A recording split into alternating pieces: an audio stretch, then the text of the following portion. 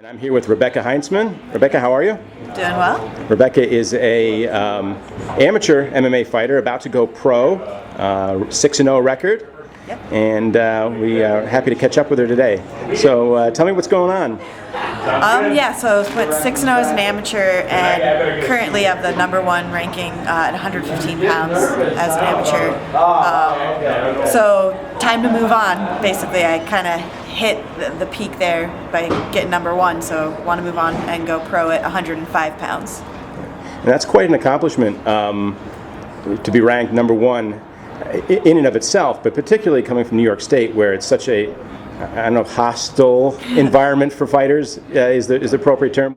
Yeah, it's we don't have the same support as fighters in other states, and as an amateur, it's not as big of a deal because you can still compete in New York. But when you can't compete professionally, also that makes it so you don't have as many professional fighters training in the state, which as an amateur it's good to be pushed by people that are at a higher level than you, so that can also kind of hinder progress. There's another very interesting thing about you, that in addition to being a very successful fighter, you have an interesting career path. Can you tell us about that? Yeah, I'm in my 4th year of the PhD program in Wetland Ecology, so end of next year, if I stay on track, I should be Dr. Rebecca Heintzman. Awesome. Now that takes obviously a tremendous amount of time in and of itself, as does training. I mean, how do you balance those two things? They kind of actually keep me sane because fighting is my physical outlet. When I'm really stressed with work, I can go hit a heavy bag, but also being physically fit really helps me in my academic pursuits because I do a lot of outdoor research where I have to be carrying equipment, wading through mud, and so being physically fit helps me get my work done. Sure.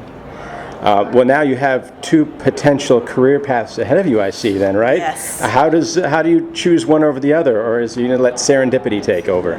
I'm a firm believer in you kind of let life's path work its way. Mm-hmm. So right now I'm just going with the flow, and like I said, I have 1 more year of school and pro debut coming up, so I have kind of this next year to see how pro fighting plays out, and when I graduate I'll take it from there.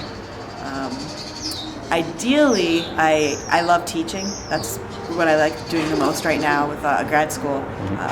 Would love to be a professor one day, but I also love coaching MMA. So I can see that if I can coach MMA, maybe help out running a gym, that would really be an ideal career path for me.